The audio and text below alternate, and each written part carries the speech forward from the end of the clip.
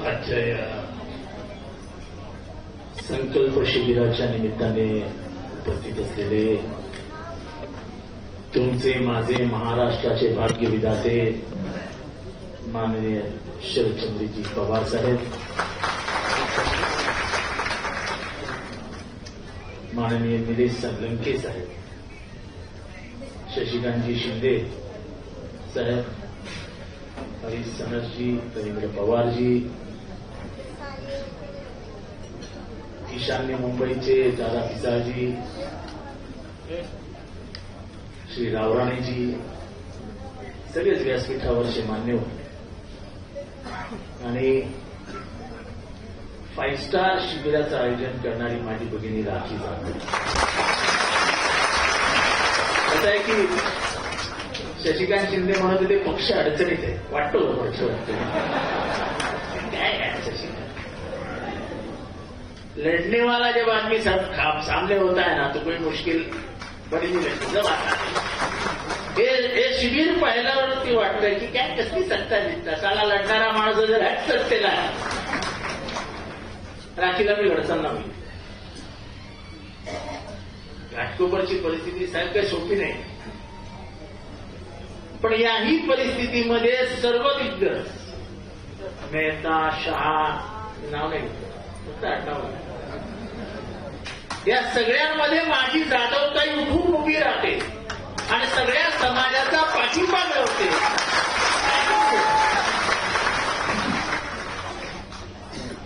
मला आल्या आल्या भानुशाली समाज भेटला, अजून 2-4 समाज भेटले, सगळे लोक भेटायला आले. ते काय हा आपलेपणा, राखी त्यांची जाधवांची ओळख तशी किती जणांना नाही मला माहित नाही, फार खानदानी ओळख आहे त्याची. नंतर कधीतरी वेळ आल्यावर बोलू आपण. साहेब मी गृहनिर्माण मंत्री असताना जनतेची अदालत घेतली, जनता दरबार घेतला आणि संध्याकाळी 6ला वगैरे सुरू केलेला जनता दरबार आम्ही एक वाजेस्तोवर चालवला आणि लोक लाईनीत. इथे लुटण्याचं काम फार होतं. म्हाडाच्या माध्यमातून पंतनगरच्या रहिवाशांना लुटण्याचं काम मोठ्या प्रमाणात झालं. याला कुठेतरी या इथल्या गरिबांना न्याय देण्याचं काम आम्ही सुरू केलं आणि अडचण जाऊ दे. तेव्हा आपल्याबरोबर आपली एक भगिनी पण होती, मनीषा रहाटे. त्या सगळ्या काम करणारे नगरसेवक म्हणजे ईशान्य मुंबईमध्ये आपले रवींद्र पवार साहेब आपले नेते, एक गटनेते होते आणि मुंबई महानगरपालिकेमध्ये दबदबा असलेले नगरसेवक होते. ते असतील, दादा पिसाळ असतील, हे सगळे दबदबा असलेले नेते होते. आणि म्हणून मुंबई महानगरपालिकेची निवडणूक आता काही दिवसांवर आली आहे. मला आठवतं दादा, मुंबईमध्ये पाणी भरलं की बीजेपी सगळे पक्ष ओरडायचे, तुंबली तुंबली तुंबली तुंबली. आता काय झालं? काय झालं? तुंबली का नाही तुंबली? मग कोणामुळे तुंबली? पहिल्या पावसामध्ये अख्खी मुंबई वाहून गेली. कोण जबाबदारी घेणार? सरकार तुमचं, आयुक्त तुमचा. मग भ्रष्टाचार कोणी केला? कोणी बोलायला तयार नाही. आता सगळे चढीशी उभे आहे. मेट्रो पहिल्या पावसात उभी राहिलेली भिंतच पडली. भिंत पडण्याचा पराक्रम मुंबईत कधी झाला नव्हता. भिंतच पडली. अख्खं मेट्रो पाहणे. कोण जबाबदारी घेणार? कोणी बोलायला पण नाही. म्हणजे कोणाला काहीही वाटते. 1992 साली उद्धव ठाकरे सत्तेवर आले महानगरपालिकेत. गेल्या 30 वर्षामध्ये महानगरपालिकेमध्ये जवळजवळ 70,000 जरा किती होते टीव्ही? 90,000 कोटी रुपयाच्या टीव्ही होत्या, बरोबर आहे? आज कितीच्या टीव्ही राहिले?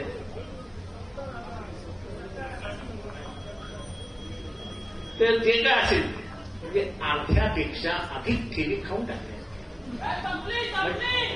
म्हणजे आपण वेळप्रसंगी उद्धव ठाकरेंवरही टीका केली, पण हे मान्य करावं लागेल की मराठी माणसाच्या मुंबईमध्ये मराठी माणसाचा पैसा सुरक्षित ठेवीच्या रूपाने मुंबई महानगरपालिकेमध्ये ठेवण्याचं काम हे उद्धव ठाकरेंनी केलं आणि ते रिकामं करण्याचं काम कोणी केलं?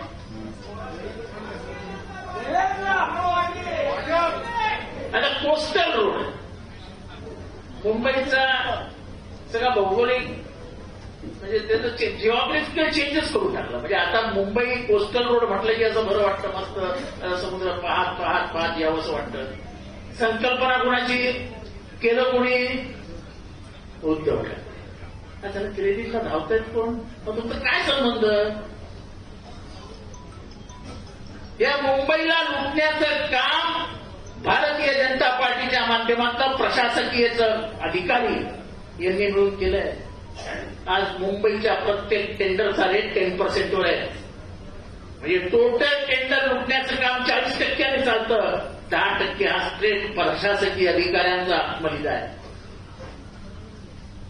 आणि मुंबईमध्ये दरवर्षी लाखो करोडो रुपयाचे टेंडर निघतात. हे राज्य टेंडरनी पोखरून निघाले. पोखरून साहेबांना बरोबर आठवत असेल, साहेब बोफोर्सचा घोटाळा झाला, राजीव गांधी अडचणीत आले, आपलं सरकार गेलं, जॉर्ज फर्नांडिस आणि विश्वनाथ प्रताप सिंग यांनी जोरात आरडाओरड केली. कितीचा आरोप झालेला म्हणजे? कितीचा? 65 कोटी रुपये खाल्ले. किती? 65 कोटी रुपये. परवा सुप्रीम कोर्टाने एक प्रकरण उघडं केलं. सुप्रीम कोर्टाने सांगितलं हे काय आहे, हे कुठलं टेंडर आहे, कसं मॅनेज होतं? ज्याला टेंडर द्यायला पाहिजे त्याला टेंडर न देता तुम्ही भलत्याच कंपनीला टेंडर देता. त्या सरकारचं काय चालू आहे? हे टेंडर आम्ही रद्द करू, याच्यावर स्थगिती आदेश देऊ, चौकशी लावू का तुम्ही मागे घेता? पेमेंट मांडण्याचे अधिकारी दुसऱ्या दिवशी टॅक्सी न पकडता हॉटेलमधनं धावत सुप्रीम कोर्टात आणि जाऊन अक्षरशः आक्षेप उभे राहिले, माफ करो सरकार, हम पीछे घेतले. टेंडर मागे घेतलं, 10 दिवसांनी टेंडर काढलं, 17,000 कोटी रुपयाचं काढलेलं टेंडर 14,000 कोटीवर आलं. एका टेंडरमध्ये घोटाळा कितीचा? 3,000 कोटीचा. अख्खं राजीव गांधींचं सरकार सुखी नसताना 65 कोटीच्या नावाने बदनाम झालं आणि राजीव गांधींना सत्तेतनं जावं लागलं. तिथे तर 3,000 कोटी तरी असे केलं. काय चालू आहे महाराष्ट्रात? म्हणजे टेंडर हा फक्त खाण्यासाठीचा केलेला प्रकार आहे. हे महाराष्ट्रात तर लपून राहिलं. भ्रष्टाचाराने महाराष्ट्र पोखरला गेलाय. विद्वेषाचं तर काही बोलूच नका.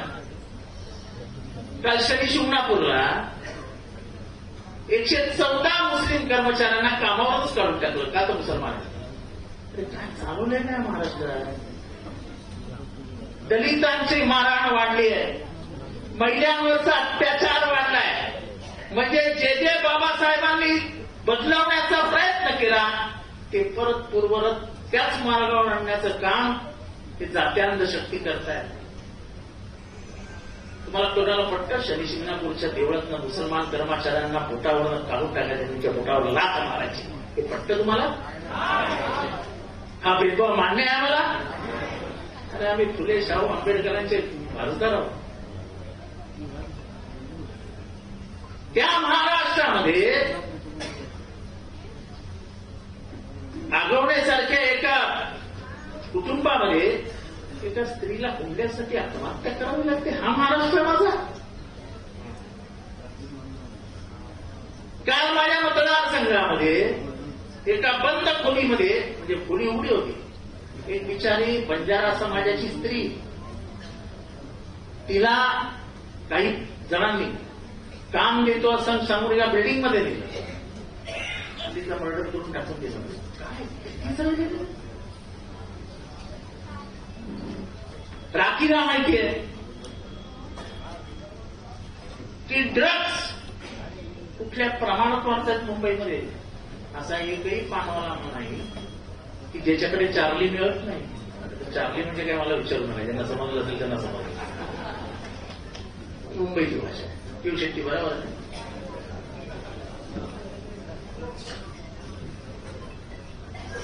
त्यामुळे मुंबईमध्ये पुण्या गोविंदाने राहत असलेला मुसलमान समाज, इथला शेड्यूल कास्ट समाज, इथला शेड्यूल ट्राईब समाज, ते समोर होतं ना आपलं. बाबाई आंबेडकर नगर किती पुण्या गोविंदाने राहत होतो पण सगळं. आज द्वेष असा पेरला जातोय समाजामध्ये. ओबीसी विरुद्ध मराठा लढाई लावली कोणी? दलित विरुद्ध ओबीसी लढाई लावली कोणी? या सगळ्या लढाया या समाजाला मध्ये वितुष्ट निर्माण करून, द्वेष निर्माण करून एकमेकाला बाजूला करायचं आणि आपली सत्तेची पोळी भाजून घ्यायची, एवढंच काम सध्याचं. लाडक्या बहिणीला आमचा विरोध नाही, योजना चांगली होती, पण ज्या पद्धतीने ज्या उद्देशाने ती राबवली गेली आणि त्याच्या मागचं आर्थिक गणित स्पष्ट न झाल्यामुळे आज अख्खा महाराष्ट्र आर्थिकदृष्ट्या टपघाईला गेलाय. चांगल्या चांगल्या आयएस ऑफिसरशी चर्चा करतो, गेल्यानंतर बोलतो काय चालू आहे. पहिलं काम सिनियर आयएस ऑफिसरने सांगितलं, जितेंद्रजी 100 रुपये मागितले तर 7 रुपये मिळतात. 100 रुपये विकासासाठी मागितले तर 7 रुपये मिळतात. काय म्हणाले महाराष्ट्रात? आणि मग अर्थमंत्र्यांनी उठून सांगायचं की नाही, त्याच्यात चुका झाल्याच होत्या, चुका नव्हत्या गेल्या. लोकसभेनंतर घाबरलेल्या युतीने मतं विकत घेण्यासाठी टाकलेलं आमिषाचं जाळ होतं. त्या जाळामध्ये आमच्या भगिनी अडकल्या. पण आता आमच्या बहिणींच्या लक्षात येत आहे, जेव्हा काटकसरीला सुरुवात झाली आहे तेव्हा 100 पैकी 70 भगिनींचे पैसे याच्या पुढे येणार नाहीत. कारण का आता बहिणींची गरज नाहीये, विधानसभेची निवडणूक नाहीये, सत्ता हातात आली आहे. तर 4 वर्षांनी बघू भगिनींचं काय करायचं. तोपर्यंत भगिनींना रामला शोधा लाडक्या भावाला. किती कुठं बोलावं. त्यांच्या म्हणजे ते राजकीय हे काढतात ना आश्वासनांचं, काय म्हणतात तुला, जाहीरनामा. जाहीरनाम्यामध्ये दिलंय की शेतकऱ्यांना आम्ही कर्जमाफी देणार. जाहीरनाम्यामध्ये. आणि शेतकऱ्यांसमोर उघडपणाने भाषण करतात. आम्ही बोललोच नव्हतं ना यार, कशाला आमच्या कशी येतात, आम्ही कधी लागलेलो तुम्हाला कर्जमाफी देऊ. ते काय जाहीरनाम्यात दिले. सत्ता मिळाल्यावरती पलटण्याची यांची सवय आहे आणि आमच्याकडे तो नेता आहे जो सत्ता गेली तरी चालेल पण मी दिलेलं आश्वासन पूर्ण करणारा. अनेक जणांनी सांगितलं डॉक्टर बाबासाहेब आंबेडकरांचं नाव मराठवाडा विद्यार्थ्याला देताना, साहेब सत्ता जाईल. साहेबांनी सांगितलं सत्ता गेली तरी चालेल पण ज्या डॉक्टर बाबासाहेब आंबेडकरांच्या नावाने मी राजकारण करतो, त्यांचं नाव घेतो, समाज व्यवस्थेमध्ये त्यांचं आमूलाग्र असं योगदान आहे, त्यांचं नाव जर विद्यार्थ्याला द्यायचं असेल आणि जे मी आश्वासन दिलंय त्याच्यातनं मी मागं झालो, तुम्हाला ते मान्य होणार नाही. सत्ता गेली तरी चालेल पण मी नाव देणार. ओबीसीच्या वेळेस पण सांगितलं राजापूरकर की साहेब अडचणीचा विषय आहे पण या देशातलं पहिलं राज्य होतं. तुम्हाला म्हणजे तू सांगायला विसरलास, मला साहेबांनी आठवण करून दिली की जेव्हा विश्वनाथ प्रताप सिंग यांनी मंडळ आयोग लागू केला तेव्हा त्या विषयावरती या राष्ट्रामध्ये अस्तित्वात असलेल्या विश्वनाथ प्रताप सिंग यांच्या सरकारचा पाठिंबा कोणी काढला? तो काढला लालकृष्ण अडवाणी आणि अटल बिहारी वाजपेयींनी. का? तर मंडळ आयोग म्हणजे ओबीसींना आरक्षण असेल आणि त्यांना ते मान्य नव्हतं.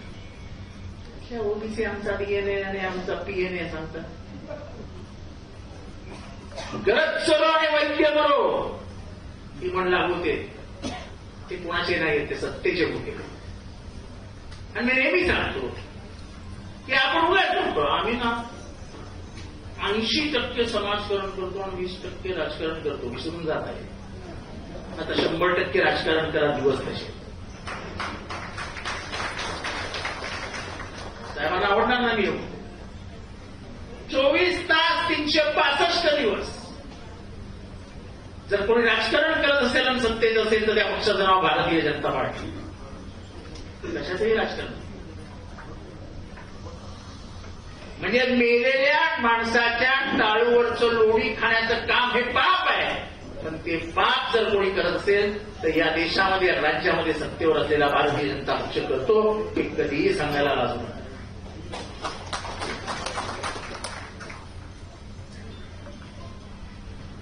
MMRDA, इरिगेशन, MSSRDC सगळे पोखरून गेले, पोखरून. आणि त्यामुळे मुंबई महानगरपालिकेच्या मी काही वेगळं सांगायला नको. रात्री निवडणूक लढवण्यात तरबेज आहे. मनीषा तरबेज आहे, आमचे पिसाळ साहेब तरबेज आहेत, अजितराव राणे तरबेज आहे, आमचा बबन तरबेज आहे. सगळे नगरसेवक होऊन गेले. 92ची बॅच ना हरीश, कल्पनाताई बसल्या 92ची बॅच. 92 साली पहिल्यांदा आपण सत्ता आणली ना ताई. साहेबांनी पहिल्यांदा महापौर बसवलेले आपले. काय दिसतो जाधव नाही, आंदोलन आहे आपले.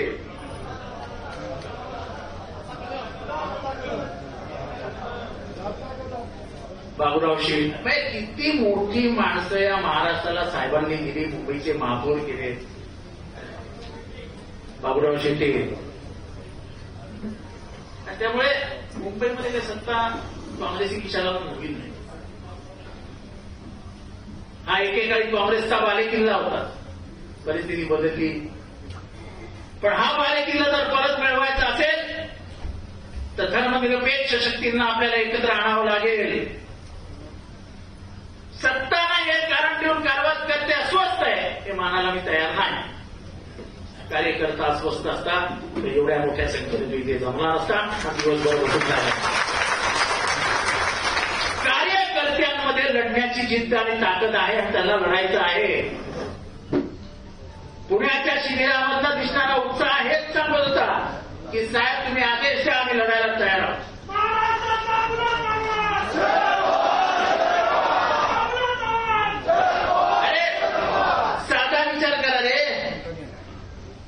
शरद पवार साहेब किती दिवस सत्तेत होते? आमदार झाल्यानंतर आजपर्यंत शरद पवार साहेब सत्तेत किती वर्ष आणि विरोधात किती वर्ष? ते लढताना घाबरले नाही तर आपण त्यांचे वारसदार म्हणत होतो. आपण लढताना घाबरू का? अरे प्राण गेला तरी भेटतात, पण विचारांशी तडजोड नाही. शपथ घेऊनच त्याची अहवालबंद बाहेर पडेल. सगळं जाईल, सत्ता येते जाते, विचार अजरामर राहतात. सुप्रियाताई 7 देशांच्या दौऱ्यावर, 7 देशांच्या, त्या 7 देशांमध्ये एकाच माणसाचा पुतळा होता. एकाच माणसाचा, आणि ज्याच्या पुढे सगळ्यांना जाऊन नतमस्तक व्हावं लागलं. तो माणूस कोण होता? हा देश गांधींचा आहे, हा देश बुद्धाचा आहे, हा देश नेहरूचा आहे, हा देश शांतिदूतांचा आहे. आज मला साहेबांसमोर स्पष्टपणाने सांगावं असं वाटतं, साहेब या देशाने किती दिशा बदलली. मी आज सकाळी अटल बिहारी वाजपेयींचं युट्यूबवरती भाषण ऐकलं. ते अरब प्रांतातील प्रदेशावरती बोलत असताना म्हणत होते की इस्रायल घुसी है अरब देशों में, अरबों को उनकी जमीन देनी पडेगी. कोण म्हणत होतं? अटल बिहारी वाजपेयी. आज आपण सगळे डोळ्यावरती पडदा टाकून बसलो आहोत. सगळे तुमच्याकडेही बोट दाखवतोय. गाझामध्ये आतापर्यंत 2 वर्षाची जवळजवळ 25,000 पोरं मारली आहेत. 25,000 असा नरसंहार दुसऱ्या महायुद्धानंतर कुठेही जाणार होता. पण आमचे छुपा 2 वर्षाची लहानगी पोरं ज्यांनी टोळेही उघडले नाहीत अशी पोरं मारली जात आहेत. अनेक देशांनी इस्रायलला विरोध केला, पण आमच्या देशाने भूमिकाच बदलली. ज्या महात्मा गांधींनी दुसऱ्या महायुद्धानंतर सांगितलं होतं की इस्रायलला जमीन देऊ नका, तो भाग सोडून द्या, पण पॅलेस्टाईनला समर्थन देण्याचं काम भारताने कायम केलं. आज आपण आंतरराष्ट्रीय स्तरावरती पॅलेस्टाईनला विरोध नाही करत, पण त्यांचं उघडपणाने समर्थनही करत नाही. पण त्याही पेक्षा जाऊ द्या, गाझामध्ये जे घडतंय ते वाचा. त्या बिचाऱ्या लहान मुलांच्या आईसाठी तरी प्रार्थना.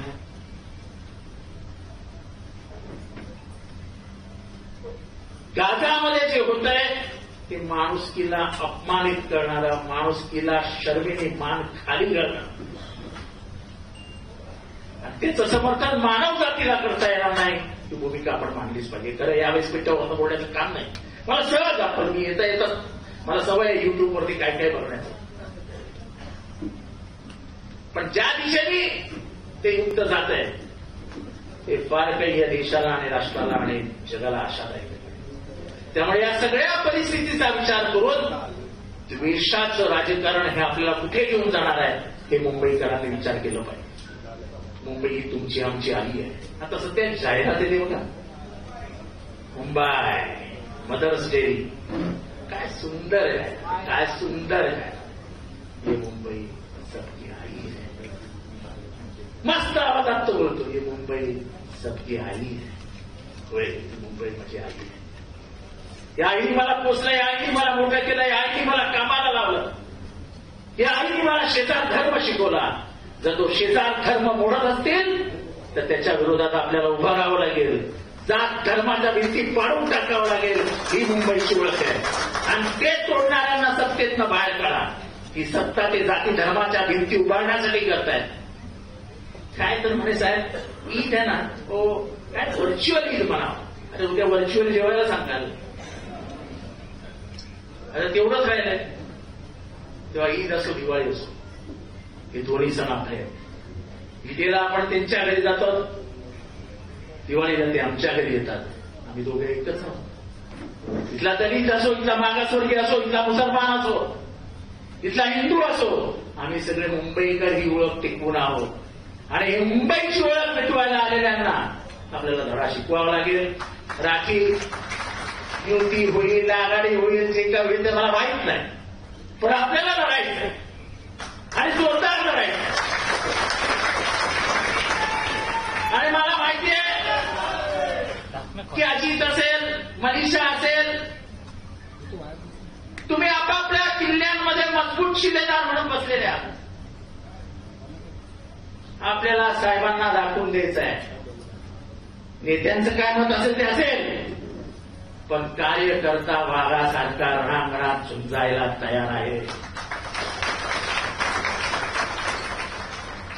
आम्हाला माहिती आहे साहेबांनी काय काय केलंय, काय काय दिलंय, ते आम्ही विसरू शकत नाही. म्हणून साहेब आजचं शिबिर बघून मला हे 2 शिबिरं म्हणजे काही बघितली, ही अशी शिबिरं मी गेल्या 4-5 वर्षात बघितली. जरा सत्तेचं थोडंसं उतरलं ना तर कार्यकर्ता, आणि कार्यकर्त्याला काय नको असतं, पैसे काय नाही. कार्यकर्ता चढे वाटाने खाऊन पण लढायला तयार असतो. तो बापाकडे बघत असतो. त्यात 35-40 वर्ष मी हाच खेळ खेळलोय ना. कुठल्या माझ्या बापाने करोड रुपये माझ्या खिशात ठेवले होते. चला रेल्वेने जायला यायला पैसे नसायचे साहेब. जेव्हा मोर्चाला जायचो तेव्हा लटकत जायचो, सारा तिकीट पण काढायचो नाही. विद्यार्थी आंदोलनात बघितलंय साहेब, सगळं बाजूबोललेला कार्यकर्ता आहे तुमच्यासमोर. स्टोरीज नाही सांगत कोणाला. मुंबई युनिव्हर्सिटीवरती पहिली धडक देताना अटक झाल्यानंतर त्या पोलिसाला पटवण्यासाठी 5 रुपये पण खिशात होते. असे दिवस बघितले. लढणाऱ्या कार्यकर्त्याला सत्ता आणि पैसा नको असतं, हवी असते फक्त एक. साहेब हसले, बस झालं.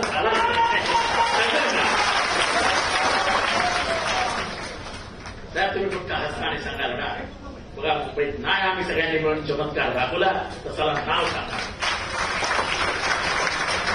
फक्त या मुंबईची जी धर्मनिरपेक्ष ओळख आहे ती टिकवण्यासाठी आम्हाला शक्ती द्या. एवढंच या ठिकाणी बोलतो. राखी परत एकदा मनापासून जावे, मनापासून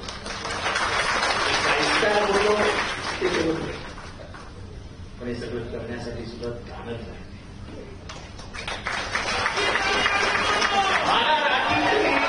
माझ्याकडे आली त्या बिल्डरला फोन करा, त्या बिल्डरकडे नाही घेऊन द्या, असा फोन राखी माझ्याकडे कधीही करू नाही. राखीचा एरिया हा म्हाडाचा एरिया. मला माहिती आहे काय काय आहे. ही सोन्याची खाण आहे. कन्नंबार नगर, गरोडिया नगर, पंत नगर, मला माहिती काय काय. पण राखीने कधीही हे केलं. त्यामुळे राखी आणि तुमची सगळी टीम अशाच मजबुतीने कामाला लागा. अख्खा गुजराती समाज भेटायला आलेला आहे, साहेबांना भेटायला. आणि हा समाजाचा पाठी, गुजराती असो, कच्छी असो, मारवाडी असो, तिथला सगळा समाज एकत्र ठेवण्याचं काम हे फक्त शरद पवार करू शकतात. आपल्या इकडे 93चा मामलाच झाला आणि 24 तासात स्टॉक मार्केट सुरू झालं की नाही? That is Sharad Pawar. So we have this kind of leader leading us. So we want Mumbai to be united, Mumbai to be progressive. हमें मुंबई आगे बढ़ने वाली चाहिए और इसीलिए हम कहते हैं कि मुंबई सबकी आई है. जय हिंद, जय महाराष्ट्र. लोकशाही मराठी ऐका, पहा, जागरूक रहा.